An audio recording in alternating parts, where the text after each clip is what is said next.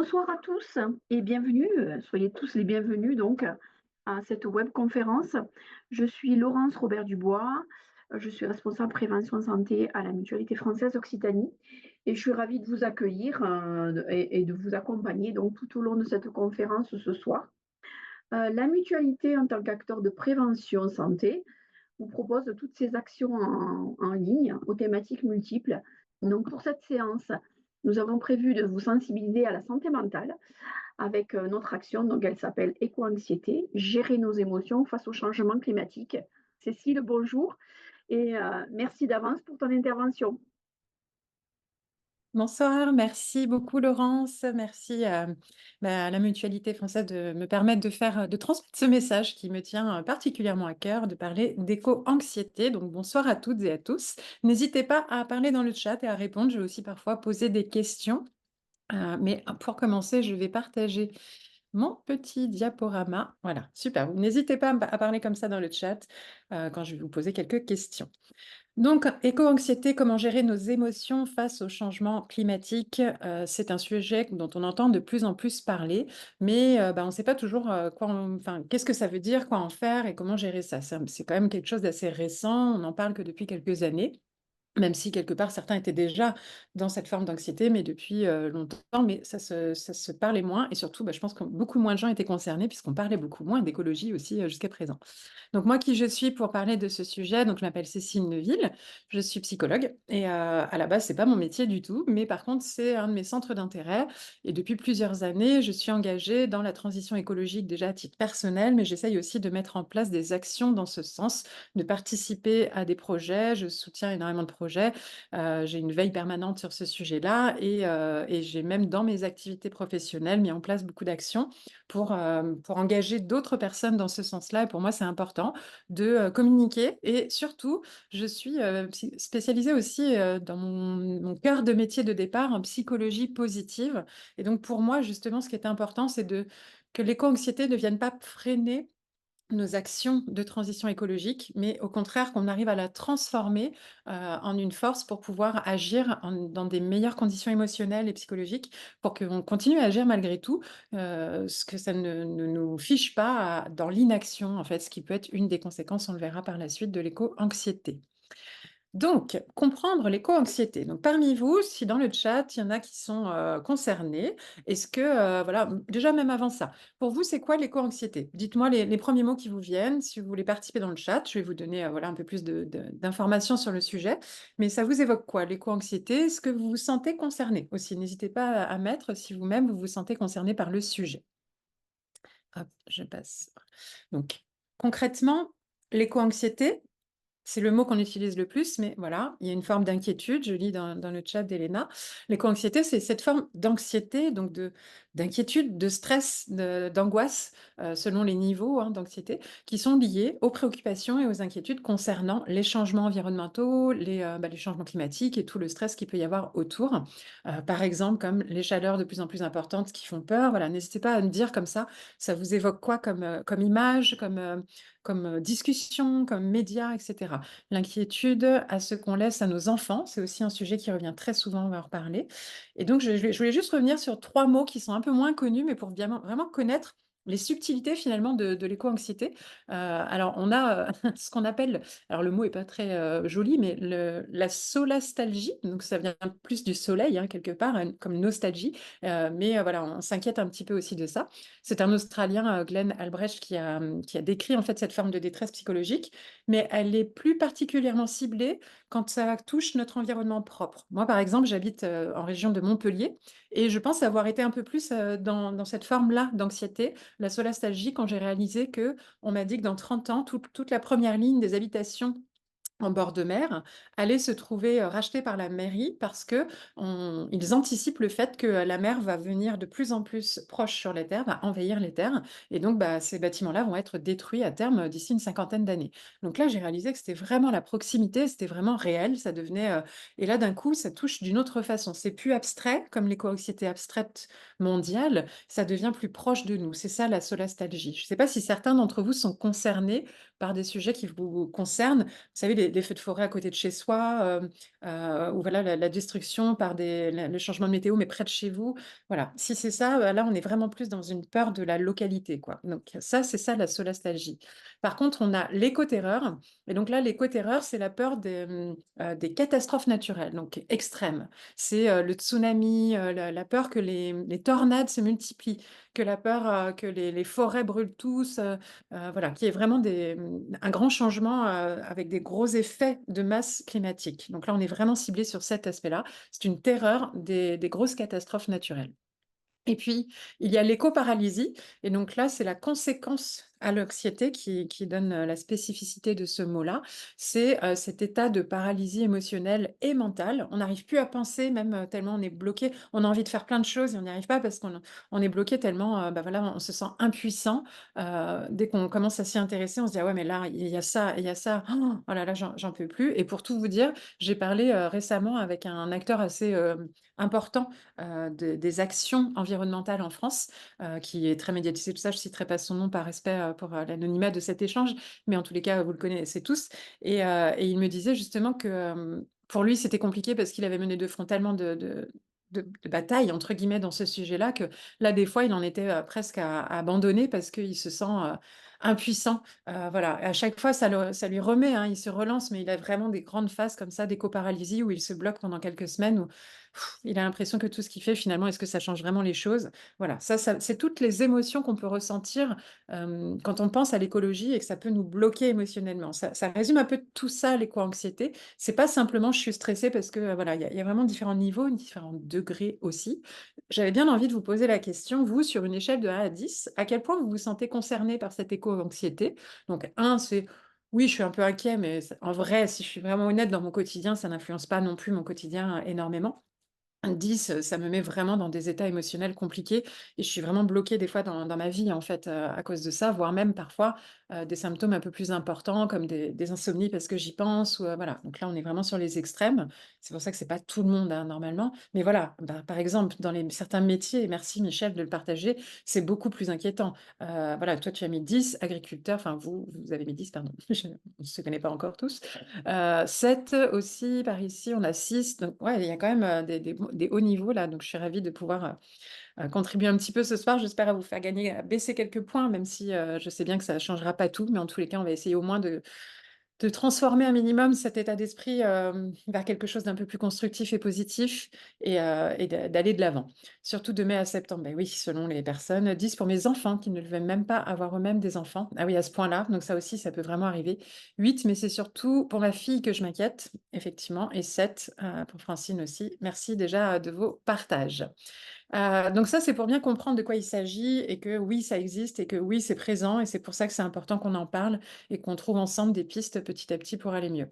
L'impact qu'il peut y avoir sur de l'éco-anxiété, bah, sur les personnes qui le vivent, hein, parce qu'on est quand même nombreux. Moi, personnellement, je me mettrais peut-être, 6-7 aussi parce que ça me touche vraiment. Maintenant, je l'ai vraiment transformé. Alors, quand j'y pense vraiment beaucoup, je peux, monter à ça, mais dans mon quotidien, j'arrive à le transformer en une énergie positive, à passer à l'action, à me sentir même fière et à voir des choses qui avancent et donc du coup, je reprends espoir et de là, ça peut baisser vraiment à 4, assez facilement. Donc pardon, les impacts et symptômes, excusez-moi, je cherchais mes mots. Les impacts et symptômes, l'anxiété, le stress chronique, donc là, comment ça se manifeste pour certains?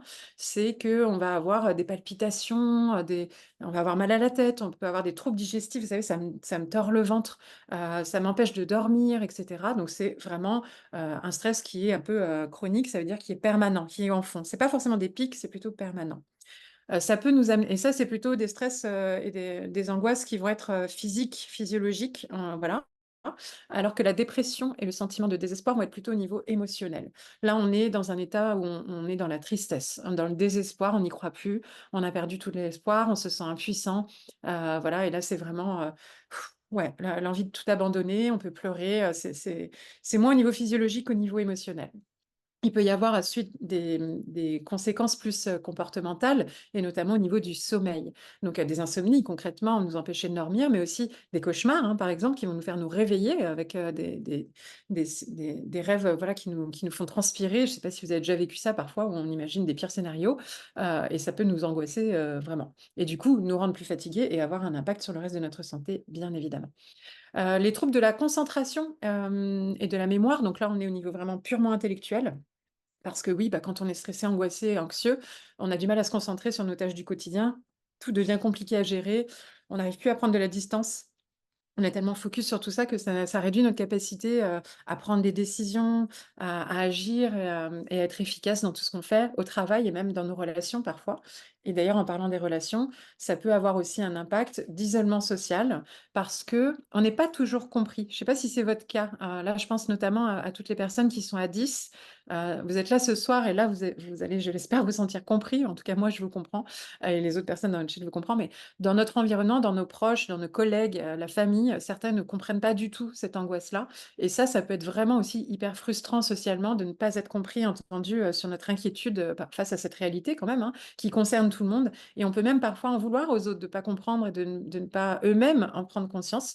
Donc là aussi, c'est a attention à l'isolement social parce qu'on peut vite se retrouver seul, et là, bah, oui, ça va pas arranger tous les autres symptômes qu'on a vus jusque-là et puis, bah, les fameux comportements, d'évitement, de paralysie où là, bah, au final, on fait plus rien. On abandonne, on en est même à presque faire marche arrière, à arrêter de faire le tri des déchets et les éléments même basiques en se disant: «De toute façon, c'est pas ça qui va changer», enfin, voilà, on abandonne et puis on est, épuisé et on peut tomber dans une forme de burn-out, suite à cette anxiété, bah, le burn-out, c'est quand le cerveau se déconnecte et qu'on n'a plus d'ancrage sur la réalité. C'est un épuisement psychologique lié à cette anxiété.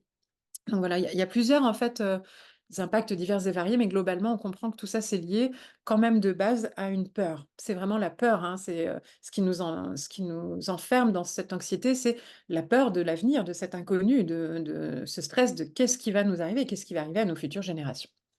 Donc d'où ça vient, cette forme d'anxiété? Pourquoi là maintenant on en parle et pourquoi elle n'était pas aussi présente avant? Qu'est-ce qui s'est passé de différent et d'où ça peut venir, pour chaque personne? Donc là, vous pourrez préciser pour vous, si vous sentez que c'est plutôt venu, de tel ou tel aspect.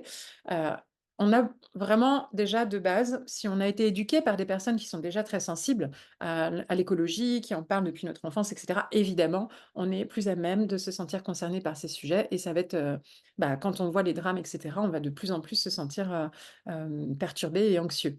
Mais on peut aussi, sans au départ avoir eu du tout un environnement basé sur tout ça, bah, c'est la déjà de base, une personne anxieuse peut être anxieuse pour beaucoup de choses, pour ses sous, pour son argent, pour sa santé et cetera et donc en plus elle voit des informations à la télé et cetera qui parlent de ces changements climatiques, de ces risques et cetera, la personne anxieuse est beaucoup plus susceptible aussi. Donc ça, c'est un autre facteur à prendre en compte et vous verrez que, bah, au fur et à mesure où je liste ces facteurs, comme les causes de l'éco-anxiété ne sont pas les mêmes pour tout le monde, les solutions pour y remédier ne sont pas les mêmes pour tout le monde. Bien évidemment, on va pas, traiter de la même façon accompagner une personne ou trouver des solutions pour une personne anxieuse que pour une personne qui n'est pas anxieuse, mais qui est engagée et depuis très petit, depuis son enfance, engagée, bah, vers l'écologie. C'est pas du tout la même façon de gérer cette éco-anxiété derrière, même s'il y a des points communs.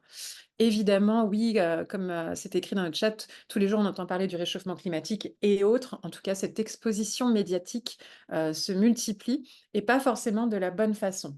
C'est-à-dire qu'il y a plein de façons d'écouter des médias sur ce sujet-là et selon qui on écoute et selon, les médias que l'on écoute, on n'aura pas du tout les mêmes, le même effet.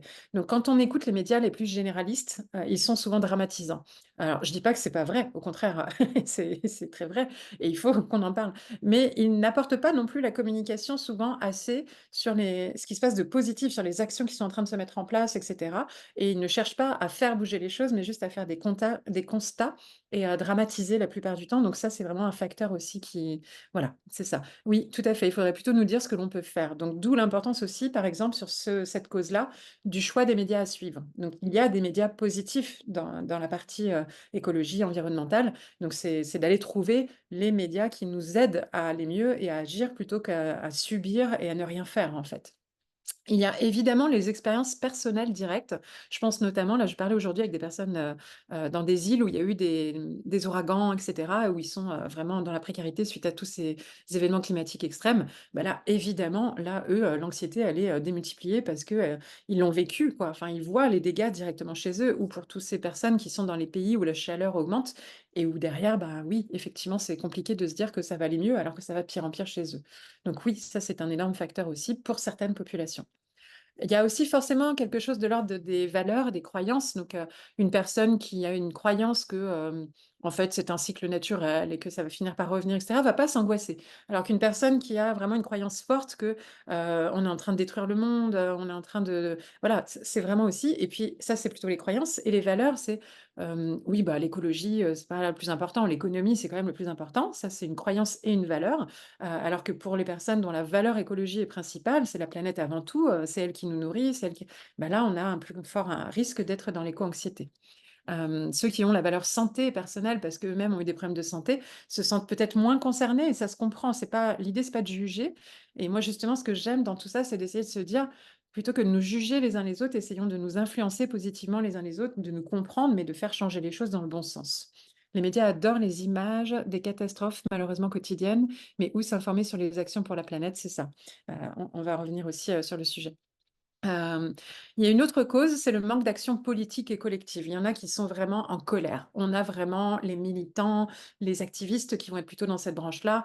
Eux, vraiment, ils en peuvent plus. Et puis même des personnes qui ne sont pas forcément militantes, et c'est peut-être votre cas, qui sont vraiment outrées de voir ce que certaines actions politiques peuvent aller même à l'encontre de ce besoin que nous avons aujourd'hui pour faire changer les choses dans le bon sens. Et donc, bah, ça ne vient pas aider non plus dans cette éco-anxiété.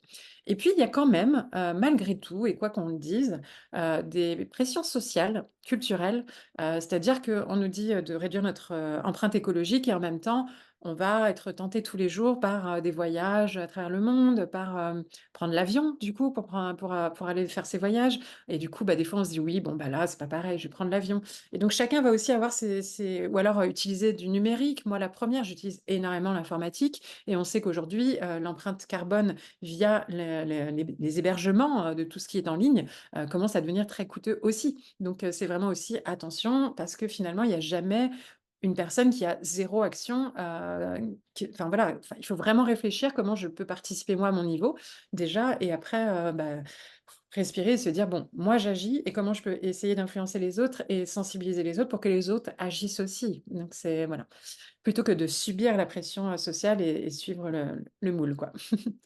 Voilà. Donc ça, c'est plus ou moins pour comprendre aussi qu'il y a pas qu'une seule raison qui fait qu'on peut avoir une éco-anxiété. Je ne sais pas vous, si vous vous retrouvez plus dans l'un ou dans l'autre. Moi, je pense que j'ai quand même un peu les médias qui m'influencent beaucoup. Maintenant, j'ai aussi cette valeur écologique qui est très, très forte par rapport à tout mon entourage.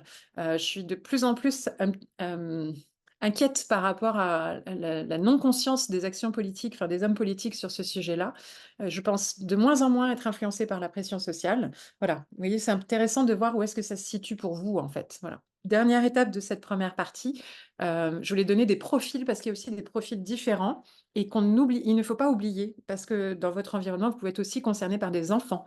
On ne le voit pas forcément, mais qui peuvent être, voilà, là, je donne des exemples, voilà. Emma, par exemple, la petite, éco-sensible, bah, oui, il y a les enfants de plus en plus à l'école, on leur parle de tout ça. Ils voient un petit peu à la télé, ils nous entendent parfois en parler et là, ils peuvent s'inquiéter pour les animaux, pour les plantes. Alors c'est pas au même niveau que nous forcément, et elle va plutôt craindre que la pollution détruise tout. Enfin, ça a des mots, beaucoup plus légers, fluides, mais en tout cas, elle va souvent se poser des questions et poser des questions à ses parents, à ses enseignants.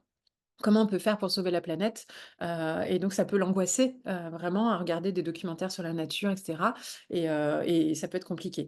Donc là, par rapport à ces enfants-là, l'idée c'est vraiment de les engager dès maintenant à des petites actions pour se dire, «On ne subit pas», qu'ils soient pas simplement, qu'ils n'aient pas l'impression de ne rien pouvoir faire, même si à leur niveau pour l'instant ce sera pas grand-chose, ça sera des graines semées pour l'avenir justement. C'est à nous de semer ces graines-là, l'amener à entreprendre, aller faire des nettoyages, de plages, de villes, planter un arbre, planter des arbres, utiliser le recyclage et aller comprendre comment ça fonctionne et cetera. Donc ça, à ce niveau-là, on peut aussi agir. L'adolescence, c'est un peu différent donc par exemple, Lucas, le militant en devenir, on va dire un lycéen, il est en seconde, bah, oui, lui, il s'est informé par tout ça, par les réseaux sociaux, par ses recherches personnelles et cetera et il a ce sentiment d'impuissance qui commence à arriver face, à l'ampleur de tous les problèmes environnementaux, et du coup, là, il commence à s'engager activement et vous savez, c'est les fameux jeunes qui vont commencer à lancer des grèves, il va participer aux marches pour le climat, il va lancer des manifestations, dans son établissement, en dehors, dans la ville et cetera et parfois au détriment aussi de ses études et de son bien-être et ça peut vraiment être aussi très difficile pour lui avec une anxiété, bah, parce que, certains réagissent, négativement contre lui, il peut être rejeté, ne pas être compris. L'indifférence face aux problèmes climatiques et rébellion, quoi, il peut devenir rebelle. Donc là, c'est à nous aussi, en tant qu'adultes, de commencer à les accompagner, à trouver un équilibre entre son militantisme, mais à prodiguer d'une façon peut-être plus positive et constructive et moins oppressante pour lui et ses activités personnelles parce que on peut jamais mieux servir les autres et le monde qu'en prenant déjà soin de soi et ça, je vous le redirai à vous-même, régulièrement. C'est quand même important. On ne pourra jamais mieux agir qu'en prenant déjà soin de soi. C'est la base. L'adulte, donc là, j'en ai vu quelques-unes parmi vous, hein, Clara, la mère, préoccupée parce que, oui, elle a une activité professionnelle, elle a des jeunes enfants et elle s'inquiète pour l'avenir de ses enfants. J'en ai vu 2 ou 3 qui ont répondu dans le chat sur ce thème-là et là, oui, elle est stressée et elle se demande, sur l'avenir, sur la santé et si elle transmet ça à ses enfants, bah, on obtient effectivement après des enfants qui peuvent avoir cette angoisse et qui ne veulent même plus faire d'enfants. Donc voilà, effectivement, on avait vraiment un bel exemple dans le chat tout à l'heure. Donc, ça peut perturber son sommeil, être anxieuse au quotidien, donc être, moins dans des émotions, qu'elle peut gérer même dans sa vie quotidienne, donc ça a un impact sur sa vie familiale, sa santé et cetera. Donc là, bah, l'idée, elle et on va le voir plus tard, c'est plutôt des activités de relaxation, des moments de bien-être et cetera. Là encore, prendre soin de soi pour mieux accompagner les autres et pour mieux agir. Ça sera le fil conducteur, hein. Et puis il y a, les personnes, plus âgées, plus on va dire, seniors, 70 ans, par Jean, le retraité, qui se sent concerné quand même. Lui, il a quand même vécu plusieurs décennies, il a vu, beaucoup de changements environnementaux, il a vu toute l'actualité qui a changé, il a vu des résultats, qui sont de pire en pire et il se sent concerné par l'héritage parce que lui-même, il va pas subir tout ça, mais par l'héritage qu'il va laisser aux futures générations. Donc, lui, il a une forme de nostalgie, peut-être même une culpabilité, de ne pas avoir pu agir avant, de pas peut-être même avoir contribué sans le savoir, parce qu'à l'époque, on ne savait pas. Il peut se sentir triste et du coup, avoir un sentiment de responsabilité et donc oui, bah, lui, la meilleure chose qu'il peut faire, c'est transmettre. C'est de la transmission, de l'enseignement et par son âge, il y a une forme de sagesse que les plus jeunes écoutent et donc ça donne du sens à ce qu'il va transmettre. Donc, si vous êtes parmi ces personnes qui ont vraiment, voilà, déjà vécu et qui maintenant ont envie de transmettre, sachez que oui, ça a un vrai impact. Quand vous parlez, quand vous partagez, ça aide d'autres à prendre conscience parce que on se dit: «On va pas vous remettre en question, vous êtes pas des rebelles, et cetera». Avec la sagesse, vous pouvez apporter quelque chose et on pourra vous prendre au sérieux. Donc voilà déjà pour bien comprendre le point de départ. Je lis aussi dans le chat, je sens mon petit-fils de 8 ans très anxieux et soucieux à ce sujet. Donc voilà, comme quoi il y a pas d'âge, hein, effectivement, ça commence très tôt. Pour les politiques et dirigeants, c'est souvent: «Faites ce que je dis», alors qu'eux-mêmes ne font pas ce qu'ils disent. Tout à fait, donc là aussi incongruence, cohérence et là ça rejoint ce qu'on disait tout à l'heure, être parfois abasourdi par tout ce qu'on voit dans les personnes qui sont censées faire changer les choses. OK. Quelques techniques, quand même pour nous là, pour l'instant juste à titre individuel. On est, là, nous chacun, toutes les personnes qui sont présentes, peu importe votre âge, votre situation et les raisons, tout ce qu'on a vu. Déjà ça, technique de gestion de l'éco-anxiété, on va dire qu'on retrouve toutes les techniques de base que l'on a pour gérer l'anxiété au quotidien, ça fonctionne. Des personnes anxieuses vont peut-être devoir aller un peu plus loin, mais rien que déjà gérer son anxiété, bah, c'est gérer ses émotions, hein. On est vraiment dans la gestion émotionnelle, traditionnelle. Plusieurs, techniques et là, il n'y a aucune technique miraculeuse. Ça, je tiens bien à le préciser. Pour ma part, je suis psychologue, coach et j'accompagne des personnes depuis, 15 ans dans plein de problématiques différentes. Il n'y a vraiment aucune technique qui marche plus que les autres. Celle qui marche le plus, c'est celle qui vous convient à l'instant, donné. Parce que même une qui vous convient aujourd'hui, peut-être dans 3 ans, ça fonctionnera plus aussi bien. Donc laissez-vous attirer et par contre, vraiment, je crois qu'avant de choisir une technique et de la mettre en application, c'est autorisez-vous à prendre soin de vous? Donc j'aurais même cette première question. Heu, à quel niveau sur une échelle de 1 à 10, j'aime bien les échelles, c'est facile. Sur une échelle de 1 à 10, vous avez quand même la sensation quand même de prendre du temps pour vous et de prendre soin de vous pour être après dans les meilleures conditions possibles pour vivre votre vie et pourquoi pas agir derrière. Voilà, donc là on a 5 par exemple. Donc là ça veut dire que oui, il faut peut-être déjà commencer par là, c'est la base. Prendre soin de soi parce que quand on est épuisé, on est moins efficace. C'est hyper important. 2 pour Magali, 5 pour Raymonde. Voilà, ça c'est vraiment dommage parce que, hem, vraiment quelqu'un qui est anxieux, qui est déprimé, qui est fatigué physiquement et cetera, il va avoir du mal à passer des messages parce qu'il va être maladroit, il va pas dire les bons mots dans la bonne énergie, les gens vont le rejeter, vont pas le comprendre et ça va pas forcément inspirer d'autres personnes. Même l'activiste, le militant qui est en énergie de presque de colère, il sera meilleur s'il est dans une bonne vitalité, dans un voilà, c'est hyper important. Ah super Michel, je suis contente. Donc 10 avec mes abeilles et l'appli météo. OK, bah, c'est bien de prendre soin de soi. Voilà, ça c'est pour moi, c'est les meilleures conditions. On peut être très anxieux quand même, mais si on prend soin de soi, déjà, on a des meilleures bases. Donc on peut pratiquer. Je ne sais pas quel est votre niveau de compétence dans tous ces domaines-là. N'hésitez pas à me poser des questions si c'est pas clair. Je vais essayer de donner vraiment, rapidement, hein, parce qu'on n'a pas beaucoup de temps. Je ne peux pas développer chaque technique, mais quand même. Donc la pleine conscience, c'est de revenir dans l'instant présent et pendant certains moments, oublier tout ça. Ça veut pas dire qu'on est égoïste. On perd pas, on sera meilleur. C'est un peu comme un élastique, vous savez?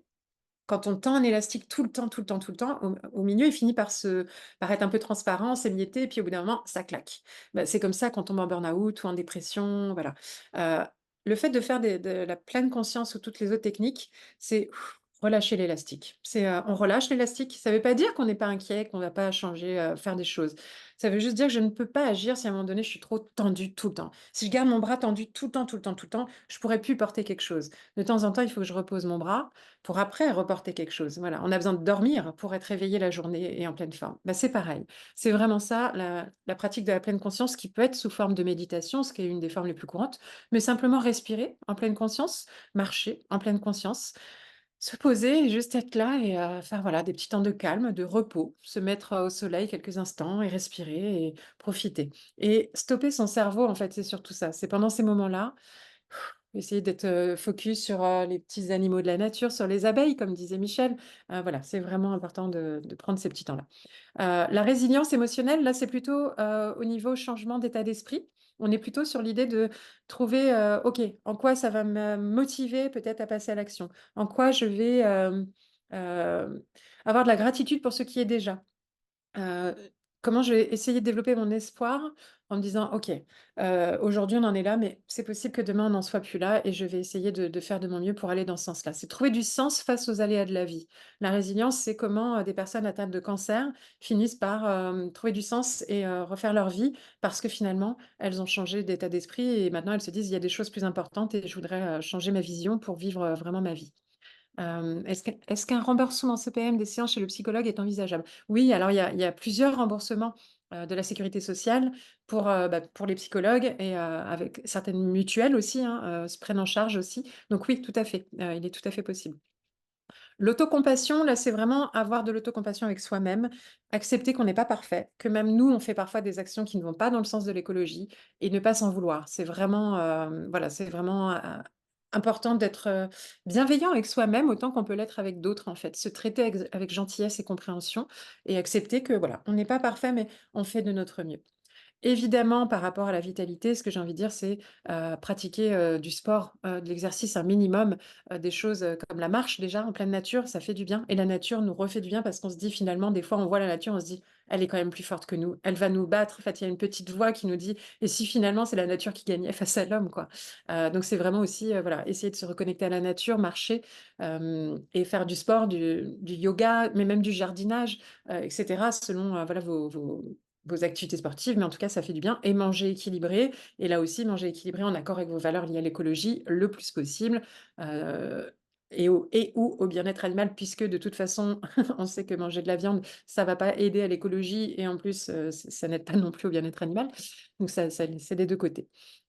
Trouver alors, ce que j'entends par éducation et sensibilisation équilibrée, c'est trouver un équilibre entre le temps passé à consommer les informations traditionnelles parce qu'on veut quand même se tenir au courant et qu'on veut quand même savoir ce qui se passe dans le monde et se concentrer en parallèle sur d'autres, médias plus positifs où il est question, des actions positives qui ont été menées, des résultats positifs qu'on a obtenus dans telles expérimentations, des changements positifs qu'il y a aussi mais dont on ne parle pas tout le temps.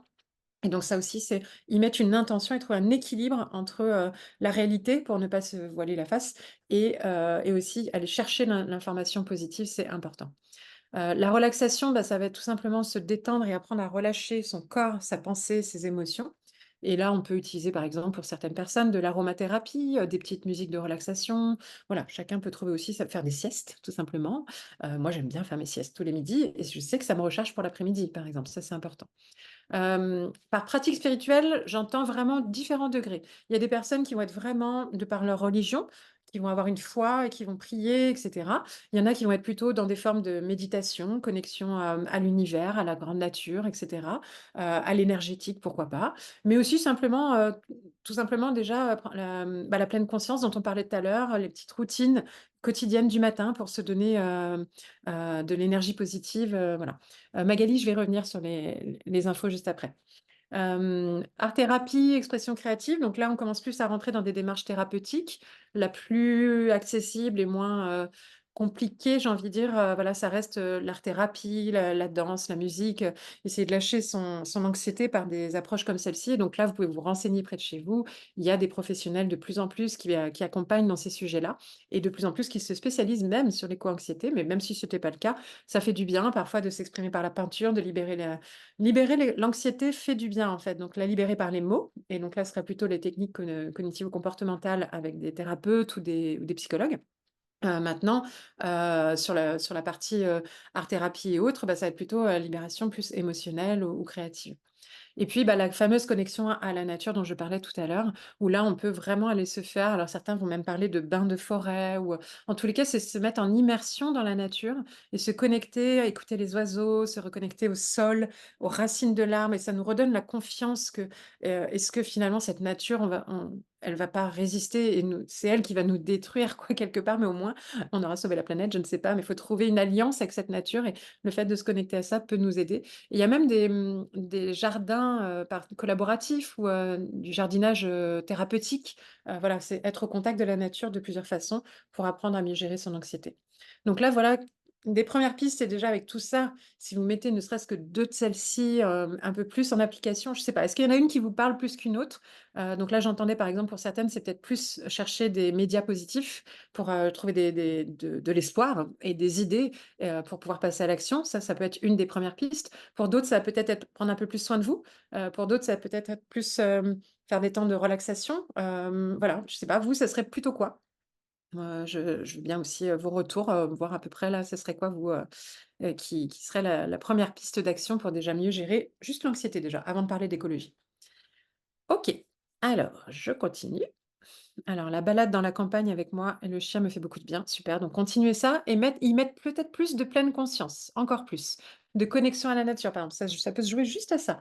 Dans la balade avec le chien, encore plus regarder les arbres, la nature et presque lui parler mentalement, même si on ne sait pas si ça marche ou pas. Et peu importe, moi, je m'en fous. Si ça nous fait du bien, en tout cas, c'est prouvé que quand on est vraiment connecté à la nature et qu'on lui envoie des ondes et qu'on a la sensation de recevoir des ondes, peu importe si c'est vrai ou pas, ça fonctionne en fait. On se crée nous-mêmes en imaginant, par la visualisation de ce qu'on imagine, on se crée nous-mêmes des hormones du bien-être et ça fait du bien, ça apaise.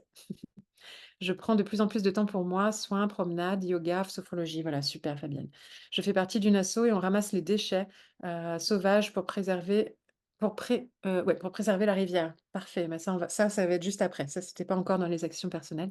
Je n'ai plus cette confiance, l'émerveillement provoqué par une fleur, un insecte, est aussitôt remplacé par la vision de la destruction. Donc c'est pour ça, là vraiment, Elena, il faut réussir à prendre ce temps, quitte à te faire accompagner si vraiment tu n'y arrives pas pour te reconnecter à cette nature, peut-être faire un peu de méditation si ça te parle, je ne sais pas, au moins de la pleine conscience, même si c'est pas longtemps. Respirer, juste respirer, allez, 4 fois au moment où tu es dans la nature et que tu vois ces fleurs, respirer 4 fois en te concentrant sur ta respiration, ça permet d'éviter de penser et donc ça évitera voilà, de te perturber.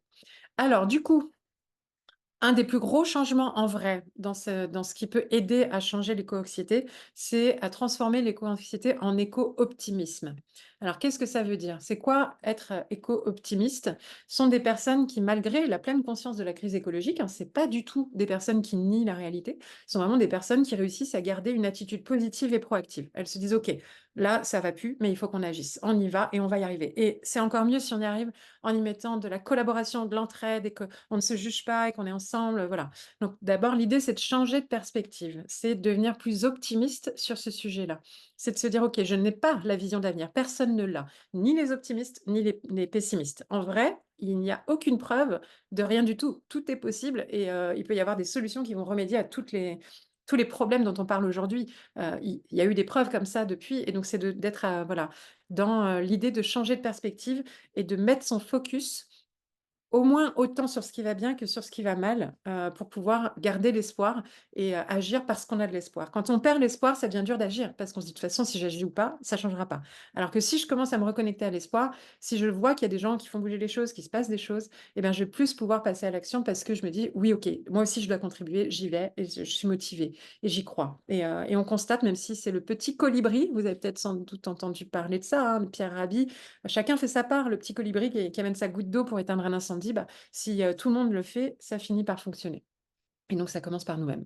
S'inspirer d'exemples éco-optimistes, et c'est là, par exemple, que je peux vous donner, et si vous en avez d'autres, je veux bien d'ailleurs que vous partagiez vous-même, des personnes qui, selon vous, agissent dans le bon sens, de la bonne façon, et qui vous inspirent parce que vous dites, ouais, il y a des gens qui font des choses bien et ils mériteraient d'être plus connus, plus vus que d'autres.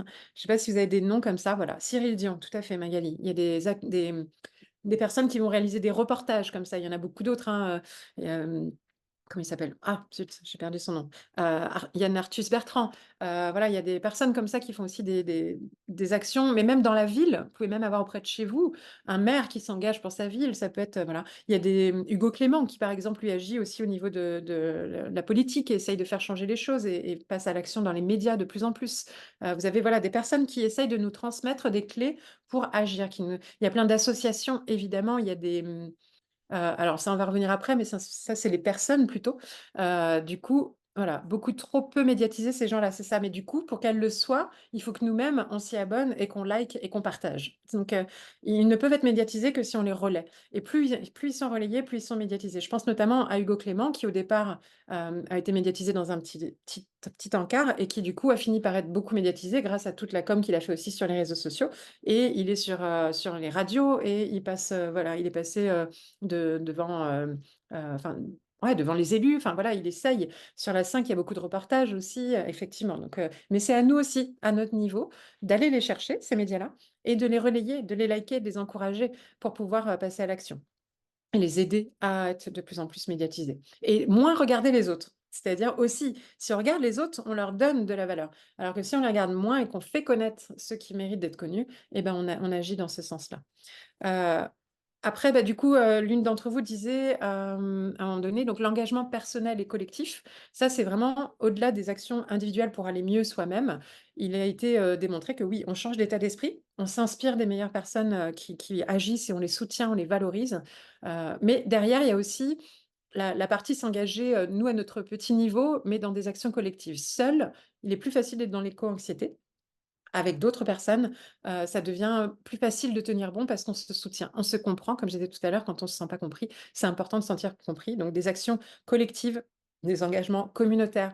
Le ramassage des déchets, on peut le faire seul, mais on peut aussi aller dans des associations qui organisent ou alors, le World Cleanup Day en septembre, la journée du World Cleanup Day, y participer. Des mouvements style #je nettoie mon kilomètre, sur les réseaux sociaux et vous faites juste un petit passage, c'est votre part de colibri. Vous prenez en photo avant, vous nettoyez, vous prenez en photo après, vous taguez sur les réseaux sociaux, vous mettez hashtag j'ai nettoyé, hashtag je nettoie mon kilomètre, enfin j'ai eu un doute là sur le mot. C'est ça, je nettoie mon kilomètre. Et du coup, le fait qu'il y ait ça, bah, ça participe à relayer, à donner envie à d'autres de le faire. Vous voyez, c'est ça, c'est de passer dans des actions plus collectives. Et là, on a une forme de reconnaissance parce que les gens, même s'ils ne le font pas, nous disent merci et bravo. Et ça nous donne envie de continuer. Et là, on voit qu'il y a un élan de solidarité qui peut se créer et c'est intéressant. Ou alors carrément s'engager dans des actions plus grandes, dans les, voilà, les grosses associations de lutte contre l'environnement. Là, c'est à vous de choisir. Voilà, c'est Raymond qui dit qu'elle fait partie de la LPO, mais il y a plein d'associations diverses et variées. Greenpeace, évidemment, parmi les plus connues, mais pas que. L214 pour les animaux, mais ça participe aussi à la planète. Et il y en a plein. Enfin, voilà, à vous de trouver, d'aller chercher. En fait, l'idée, c'est pas d'être dans l'attente que ça vienne à vous, c'est d'aller faire ces recherches. Si vous tapez sur Google, association lutte contre l'environnement, vous en allez en avoir plusieurs. Près de votre ville, vous cherchez avec le nom de votre ville, vous allez trouver et vous pourrez vous engager. Avec les enfants, par exemple, action pour la famille, pour les enfants. Vous pouvez vraiment faire des recherches ciblées pour trouver des actions dans lesquelles vous pouvez vous engager à la hauteur de vos possibilités, mais ça vous fera du bien, vous sentirez moins coupable de rester dans l'inaction. Et donc, le collectif nous aide à ne pas être dans l'éco-anxiété parce qu'on a un petit peu ce sentiment, alors je n'irai pas jusqu'à fierté, mais en tout cas de satisfaction, d'accomplissement, de participation, en fait. Et les autres nous voient, nous reconnaissent, nous on voit et on reconnaît les autres. Et donc, je vous invite vraiment à féliciter, à encourager, à valoriser tous ceux qui font ce genre de choses. À les liker justement sur les réseaux sociaux, à pardon, republier tous ces partages-là, même si vous ne pouvez pas le faire parce que vous n'avez pas le temps, ou pas la forme physique, ou pas l'énergie, ou pas l'argent de participer financièrement. Au moins, relayer les autres, ça, on est tous capables de le faire. Et on contribuera à cette communication positive autour de l'environnement. Et puis, il y a aussi, pour garder l'espoir, c'est d'aller aussi se renseigner, s'informer. Les fameux médias aussi qui sont intéressants, c'est d'aller voir toutes les innovations technologiques pour l'environnement. Moi, je suis associée, par exemple, de Time for the Planet, qui est un mouvement national, voire même international, oui, en fait, qui récupère des fonds pour pouvoir réinvestir, donc qui réinvestit les fonds d'investisseurs pour des projets à impact positif sur l'environnement, et qui du coup vont choisir non seulement des entreprises qui agissent pour l'environnement, mais aussi vont participer à la création, au lancement de startups qui ont mis en place non seulement un résultat pour l'environnement, mais aussi tout le moyen et le processus pour y parvenir dans les meilleures conditions possibles en lien avec l'environnement, pour être cohérent jusqu'au bout de la création jusqu'au résultat. Voilà. Donc, du coup, c'est important et intéressant. Et moi, vraiment, je vous dis, ça me fait vraiment du bien de voir tout ce qui se fait. J'aime bien essayer aussi d'investir de temps en temps dans des actions d'entreprise qui sont dans cette dynamique-là. Il y a le site lita.co, lita.co, pour si ça vous intéresse, qui met en avant plein de nouvelles entreprises ou de nouveaux projets d'entreprise au service de l'impact positif pour le monde. Et donc, même si c'est pas pour investir, ne serait-ce que d'aller voir, on se dit, ah ouais, il y a quand même des choses sympas, quoi. Il y a de plus en plus d'entreprises qui vont mettre en place des bateaux voiliers pour faire des transports de marchandises plutôt que des bateaux qui polluent la planète. Voilà, il y a plein d'actions comme ça ou de recyclage des restes des magasins. Et ça, on ne sait pas, on ne le voit pas beaucoup dans les médias. Donc, c'est à nous d'aller chercher aussi, de relayer quand on voit ce genre d'infos. Mais il y a vraiment des exemples. Je ne sais pas si vous avez des exemples comme ça, vous, de bonnes actions que vous savez qui existent, bonnes technologies, voilà, de choses qui pourraient être utiles aux autres, là, ce soir, comme là, certaines que je vous ai citées. J'en profite pour lire. Écrasons-la, expulsons cette inertie au plus profond de notre vie qui s'accommode à la soumission et qui accepte le statu quo, sous prétexte que nous n'y pouvons rien et que c'est inévitable. Cette inertie qui abandonne la lutte pour la conscience. Agir. Tout à fait. Oui, bah, agir, déjà, agir pour la planète, je crois que c'est même en entier. Il y a un média comme ça, continuer à apprendre de ces nouveautés que nous apportent ces changements, continuer à découvrir. Tout à fait. Merci. Ça va tout à fait dans le sens de ce que je partage. Et puis, bah, du coup, les initiatives économiques aussi qui se mettent de plus en plus en place pour la transition écologique, et donc notamment, par exemple, toute la partie de modèle économique circulaire, hein, de recyclage, de vente circulaire, de moins acheter des produits qui viennent à l'autre bout du monde, d'être dans le local. Enfin voilà, il y a plein d'actions qui se mettent en place quand même beaucoup. Grainside est une asso bretonne qui transporte par voilier, voilà, par exemple. Merci Raymond. Et vous voyez, il y en a, il y en a. Et de se dire, si chaque jour je vais voir une action, faire partie de groupes Facebook, de groupes sur les réseaux qui cherchent les actions positives, pourquoi pas lancer votre groupe à vous? Voilà. Alors, c'est pas Vita. Attendez, je revérifie, mais c'est Lita, il me semble. .co. Lita ou Lito? J'ai un gros doute là. Lita, c'est bien ça. Lita.co. Donc, avec un L au lieu du V pour Brigitte. Voilà. Donc, pour cette partie-là, on est bon. Et enfin, pour terminer, transformer notre anxiété en moteur de changement positif, nous. Donc là, j'ai donné déjà pas mal de pistes. Je vais aller un peu plus dans le concret, dans le détail. Et notamment, en fait, ce qui est intéressant, c'est de se dire qu'il y a plusieurs façons de s'engager. Je vais vous donner des mots qu'on ne connaît pas. Et ça aussi, je trouve que c'est des mots qui devraient de plus en plus exister et être diffusés. On peut être déjà éco-consommateur. Donc ça, c'est nous tous, on est tous concernés. On commence à le voir dans les médias. L'éco-consommation, la consommation responsable, voilà. Éco-consommateur, c'est faire ses courses en étant le plus responsable possible par rapport à l'environnement. Ça, on commence à avoir des pistes un peu partout. Je ne vais pas vous redonner le truc. Par contre, on peut être aussi éco-entrepreneur. Ça, c'est des nouveaux métiers. Et il y a un mouvement qui s'appelle les éco-entrepreneurs, les écopreneurs même. Les écopreneurs, par exemple, qui se regroupent une fois par an dans un séminaire exprès pour se dire, nous, on lance l'entrepreneuriat au service de la planète. Donc, on se lance dans l'entrepreneuriat, on crée nos entreprises au service de la planète, chacun à notre niveau. Et donc, du coup, il y a une entraide entre ces personnes qui sont plutôt soit micro-entreprises, soit de TPE, PME, et avec leurs salariés, ils essayent de s'y mettre de plus en plus dans le développement durable déjà, mais même pour créer des entreprises au service. Donc, ce n'est pas simplement moins impacté dans notre entreprise qui fait autre chose, mais vraiment créer de l'entrepreneuriat au service de l'avenir de notre planète. Et on se rend compte que c'est souvent par ces idées à droite à gauche que le monde change, en fait. C'est quelqu'un qui se lance et qui crée et qui a des nouvelles idées, des nouvelles initiatives et il se passe quelque chose. On peut être aussi éco-volontaire, donc là, c'est s'engager dans du volontariat, du bénévolat pour des fameuses actions pour la planète. On peut être éco-investisseur, donc là, c'est ce que je disais. Bah, je peux peut-être pas agir, mais je peux peut-être investir. Si moi, mon point fort, c'est que j'ai des sous à investir. Et pourquoi pas en plus être en toute transparence. Éco-investisseurs, c'est des personnes qui peuvent même gagner de l'argent grâce à ça, mais qui du coup vont le réinvestir pour d'autres projets. Donc pour moi, c'est vraiment un cercle vertueux. Donc oui, moi je suis vraiment pro éco-investisseur.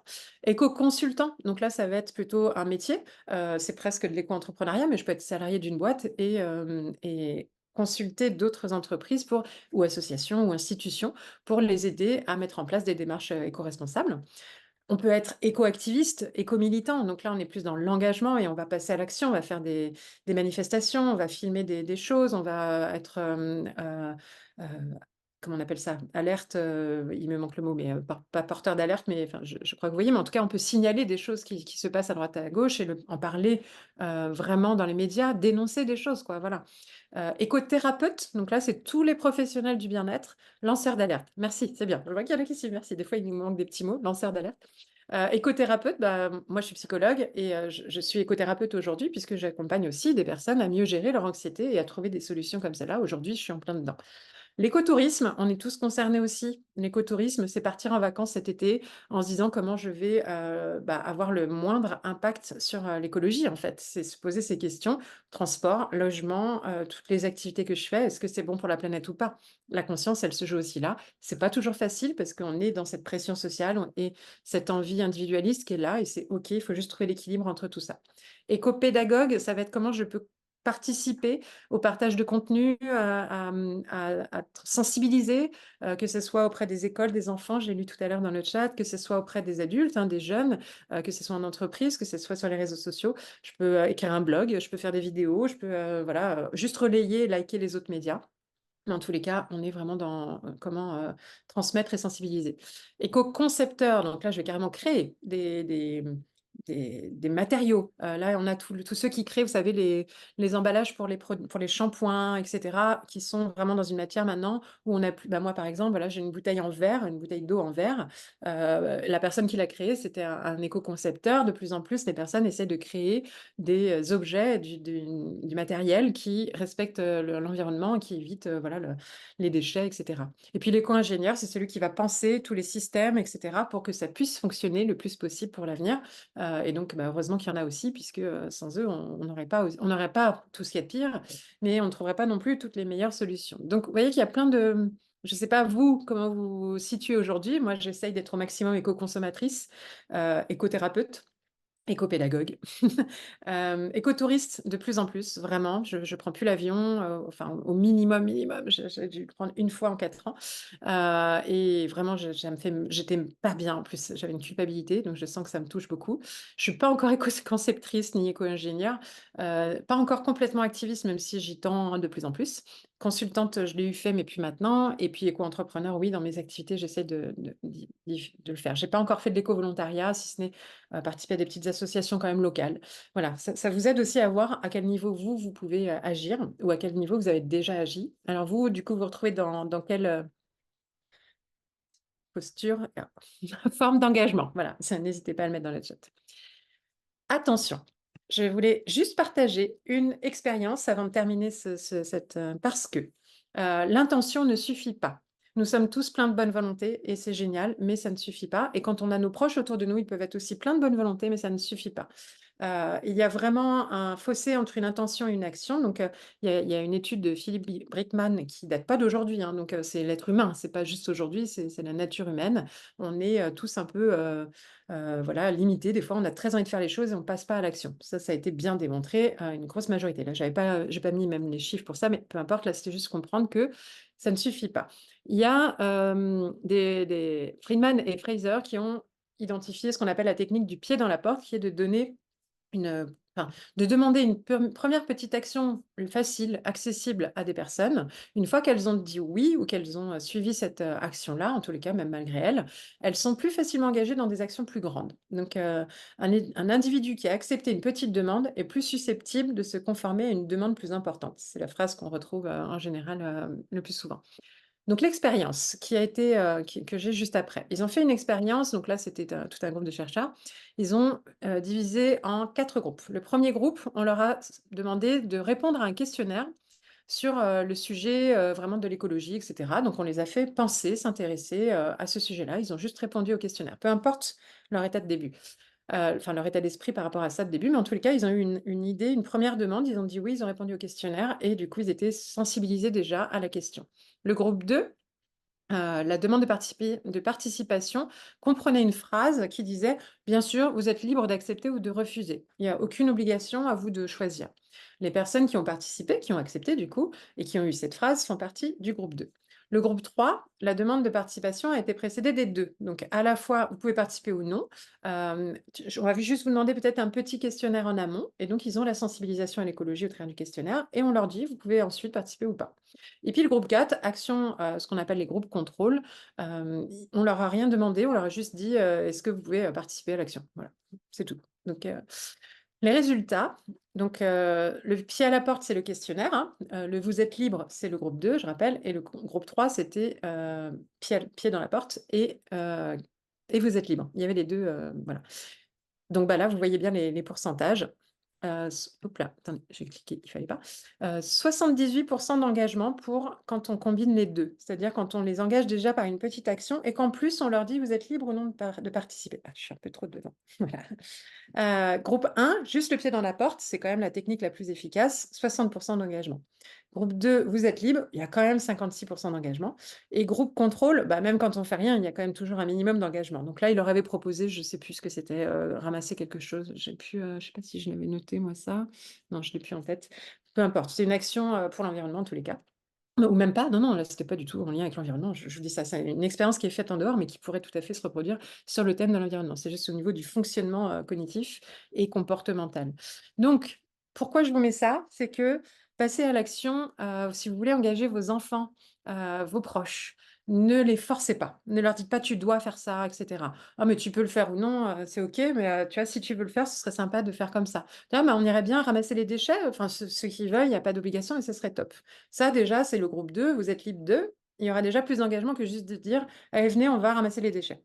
Le 60 d'engagement pied dans la porte, donc là, si, par exemple, vous, proposez un petit prospectus, à vos enfants, on va garder l'exemple des enfants pour aller ramasser les déchets et puis, sur le prospectus, vous lui dites: allez mon chéri, regarde, on va regarder ça si tu veux et tu vas entourer tous les mots que tu aimes bien dans cette affiche-là et qu'est-ce que tu aimes bien là, dans ce que tu vois? Est-ce que tu ça, c'est facile, il va regarder. Bah, là, vous allez augmenter son engagement. Il va lire l'affiche, ça n'engage à rien, c'est OK. Puis après, lui dire: «Ah, bah, ça te dirait pas qu'on aille, du coup, peut-être à cet événement-là?» Enfin, c'est comme tu veux et là, on a le combiné des 2 et vous allez augmenter l'engagement. Donc ça, c'est des petites techniques, pour aider, d'autres à s'engager. Sur les réseaux sociaux, plutôt que de dire, «Allez, signer cette signature, enfin voilà, faites, une signature pour, lutter contre je ne sais quoi», commencez par dire, «Qui parmi vous, s'intéressent, ne serait-ce qu'un tout petit peu à l'écologie?» Et puis une fois qu'ils ont dit oui: «Ah super, bah, je suis contente parce que j'avoue que des fois je me sens un peu seule, peut-être que vous serez d'accord pour signer cette pétition?» Enfin, si vous voulez, hein, je force personne. Vous voyez? L'approche n'est pas la même et ça, je pense que c'est quand même important parce que c'est vraiment une erreur qu'il y a dans le partage souvent d'informations. On nous appelle des fois, alors je m'inclus dedans, mais les bobos, voilà, les écolos, enfin et cetera, et c'est pas forcément bien vu parce que parfois on n'a pas cette énergie-là. Après, il y a des fois où il faut y aller, quoi, hein, là je repense à Hugo Clément, des fois il y va quand même, mais avec parfois de l'humour, avec, un ton décalé. Il essaye de pas en vouloir aux agriculteurs, de enfin voilà, il faut pas, mettre la faute sur si ce n'est quand il y a une aberration politique, par exemple, où là, il dénonce carrément, heu, mais inciter les gens à faire des choses d'une façon, en tous les cas, la plus, déculpabilisante possible, j'ai envie de dire. Voilà. Et puis pour terminer, quelques conseils pratiques pour passer à l'action facilement vous-même. Donc c'est attention de ne pas viser trop haut parce que vous risquez d'être déçu. Donc un pas après l'autre, c'est quand même toujours important. Commencer petit, se fixer des objectifs réalistes, des actions simples. Commencer par peut-être au niveau de chez soi, dans sa maison, et même dans la maison, peut-être pas toute la maison. Commencer par une pièce quand on commence dans ce sens-là. Et puis si c'est dans la ville, on ne va pas nettoyer toute la ville, mais déjà si c'est un petit peu. Et puis si c'est, planter des arbres, ben, on va pas planter 1000 arbres, mais si les gens en plantent un, c'est déjà bien. Chaque pas compte en fait. C'est faut se dire que quand on commence à faire un petit pas, souvent c'est plus facile de faire les suivants. S'entourer de soutien, donc là, c'est vraiment ce que j'expliquais tout à l'heure. Rechercher alors des partenaires, c'est pas forcément que des assos, ça peut être aussi des amis ou des membres de la famille, des collègues qui partagent les mêmes, préoccupations que vous, et de se dire: «Ah bah tiens, ça te dirait pas qu'on aille faire ça ensemble?» Voilà. Mais ne restez pas seul. Entourez-vous de quelqu'un, trouvez des gens qui ont envie d'agir avec vous et qui ont envie de passer à l'action. Ou des gens pour la partie bien-être aussi, c'est valable aussi par rapport aux petites actions et s'entourer, si vous voulez un peu plus profiter, de la nature, pourquoi pas, y aller avec des personnes que vous savez qui, elles, arrivent à être dans la pleine conscience. Je suis sûre que vous avez autour de vous des personnes qui sont, réfléchissez là 2 secondes, qui est-ce qui chez autour de vous est vraiment capable de maîtriser ses émotions et n'est pas du tout anxieuse, même si elle est peut-être concernée par ces événements-là? Et rapprochez-vous de cette personne. Demandez-lui peut-être de se voir une fois par semaine, une fois par mois, de l'appeler, d'aller faire une balade en forêt avec elle, de faire des actions avec elle. Vous voyez? Un pas après l'autre et s'entourer des bonnes personnes. Rejoindre les personnes qui vont vous comprendre, qui vont vous soutenir, qui ne vont pas vous juger et qui vont plutôt vous aider à avancer plutôt que vous freiner. Moi, ce que j'aime bien avec mon côté psychologie positive et notamment pour des personnes qui sont pas encore à des niveaux activistes et cetera, c'est essayer de le faire avec, une énergie agréable en fait, la rendre agréable cette action, trouver des moyens d'agir qui soient à la fois en accord avec vos intérêts, mais peut-être avec vos passions. Si, si vous aimez le jardinage, commencez par là où vous aimez. Si vous aimez la cuisine, trouvez d'abord les actions à faire en lien avec la cuisine. Si vous aimez l'art, pourquoi pas commencer par quelque chose en lien avec l'art, mais passer des messages, mais faire en sorte que, ça soit agréable avec des personnes qui vont vous faire rire. Pourquoi pas trouver des personnes joyeuses aussi qui vont vous amener de l'énergie haute quand vous allez être dans ces énergies-là. Faire de l'humour autour de ça, mais pas de l'humour noir, du essayer d'en blaguer parce que des fois ça fait du bien. Voilà. Et puis intégrer l'écologie dans ses loisirs. Là, j'étais à une conférence moi mardi soir et il y avait un trailer, donc qui fait des trails, donc qui marche, beaucoup et qui du coup a allié sa passion avec sa valeur écologie et il s'est lancé un défi de faire 100 kilomètres de trail, ce qui arrive assez souvent chez ceux qui aiment vraiment l'extrême de ces passions-là. Et sauf qu'il va ramasser tout au long de son trail les déchets qu'il rencontre sur sa route. Donc il se balade régulièrement avec il fait son trek avec des sacs poubelles et il ramasse, il ramasse, il ramasse. Et à certains points de collecte, il dépose et il prend un nouveau sac et il remplit, remplit. Il a des équipes qui le suivent, etc. Et donc lui, il a vraiment allié l'écologie à son loisir, à sa passion. Il a fait des vidéos et du coup, il sensibilise à sa façon, tout en agissant à sa façon, tout en se respectant lui-même, parce qu'il le fait sur ses valeurs. Et ça, je trouve que c'est des beaux exemples aussi. Vous voyez, quand je parlais d'exemples, c'est intéressant d'aller chercher, voilà. Et puis, continuer à éduquer et partager autour de soi. Là, je l'ai cité tout le long de la conférence, donc je pense que voilà. Écoutez, je suis arrivée à la fin, mais ce que si je devais donner une, petite conclusion, c'est vraiment, ce que je disais un petit peu tout à l'heure. Alors là, j'ai donné 2 références de livres, mais c'est pas les livres les plus intéressants forcément, mais c'est moi ceux auxquels j'ai contribué. Ma Bible de la psychologie positive, où vous retrouverez la recherche dont je parlais et plusieurs autres recherches pour aller vers du mieux-être, et toute là, c'est des recherches scientifiques et 35 jours pour progresser dans ma transition écologique. Donc là, c'est pas moi qui l'ai écrit, mais j'ai été bêta-testeuse, on va dire, et j'ai mis en place tout le programme qui est dedans et j'ai partagé comment on peut, mettre en place des actions écologiques au quotidien avec sa famille, donc avec mes enfants et mon mari. On a testé plein de choses et on a changé plein de choses, plein d'habitudes dans notre famille, rien qu'avec ce petit parcours-là. Donc je trouvais que c'était intéressant de vous le partager. Moi, ça m'a vraiment aidé en tous les cas, d'avoir aussi un guide, une trame, par où commencer, on ne sait pas trop, voilà, des outils. Et il y a plein de livres aussi sur le sujet. Si vous aimez, lire ou en tout cas, avoir un guide, il y a quand même des livres, sur tout ça. Donc voilà, ma conclusion, c'est, je ne le dirai jamais assez, mais prenez soin de vous déjà en premier lieu, pour ensuite prendre soin des autres qui peuvent agir aussi et ensuite ensemble on prend soin du monde, quoi. Et c'est, vraiment Dans l'autre sens, c'est compliqué. Enfin, voilà, on peut pas sauver le monde et après se sentir bien.